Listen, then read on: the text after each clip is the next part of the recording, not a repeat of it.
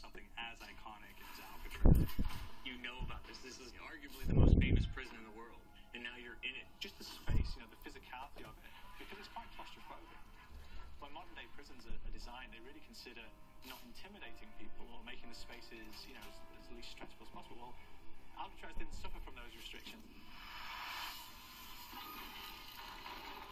They did the research, they went out, studied Alcatraz, not just from books or internet. They were actually there to feel the environment, so it really sets a mood that gets you a little spooked. Well, we kind of started with the base layout of Alcatraz. The entire island we ended up roughing out in kind of a white box form, and then figuring out what play spaces we wanted to use out of that, what would be the most interesting areas to play in, and the connections between spaces, and spaces that the public doesn't necessarily get to go into. We really did a lot of pushing to really enhance that psychological horror aspect that we're really looking for. And this is a really good opportunity to really tell something special. Like you got stuck right through the gates to hell. This time around, I feel like it's been identified that there are these side missions that you're going to go out and try to accomplish. Al and the rest of the groups put together this escape plan. But the point is to get the parts and assemble this plane so they can get off the island. We did something new for the first time. We have actually contextual music that goes off. So that's a first for zombies. And it's all based around this horror thriller aspect. Every location will have a specific stinger that you hear when you find it, when you discover it, when you start unraveling the story. We start building on the music that you're hearing, and it's really enhancing that experience and going along with it in parallel.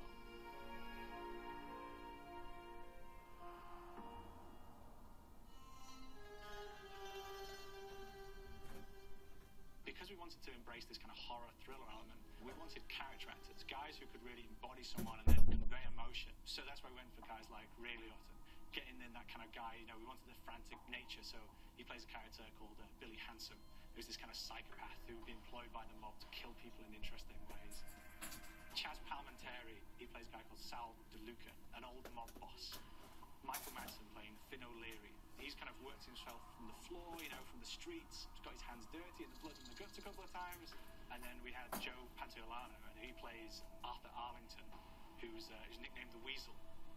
Those guys, they bring a quality and a subtlety and timing that you can't really identify or try to recreate.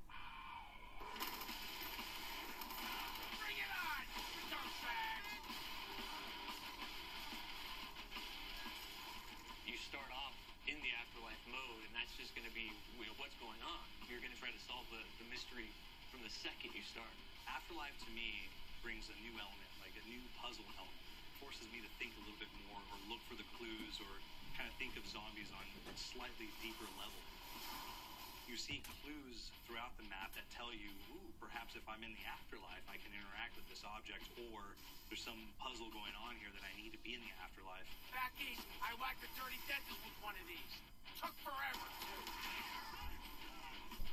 Alcatraz has a Civil War kind of fort background before it turned into a penitentiary. And so we had this kind of backstory, the idea that the warden would have collected Civil War weaponry. One of them is a blundergat. It's a fictional weapon, but the idea of the combination between a blunderbuss and a Gatling gun. And possibly, it might be a way of upgrading it to a more fantastical weapon that the players may find. You just went now. There's one main zombie, one big zombie that's going to come through and wreak havoc on your life. He'll lock down the perk machine, he'll close down the box, so you have to pay to get that open again, so you don't want him to interfere with your process. Now's a good time to pick a fight. It's a fun challenge, it keeps things moving forward. In terms of perks, we have a new perk called Electric Cherry. When you reload, it gives a shock around, which scales over time. I was asking for it, Chris Ball. There's so much to experience in this map. Every time I play it, there's a new tactic to take, a new experience, a new objective to go for. But there's also this layer of things that we aren't exactly exposing to the players right off the bat, and will need to be discovered. So let me go. Is it the calling we hear? We've got the undead in there, we've got these historical elements, and and these fantastic actors all seem to be at peace with each other in this kind of same world. So it's magical, and our team is incredibly excited by it.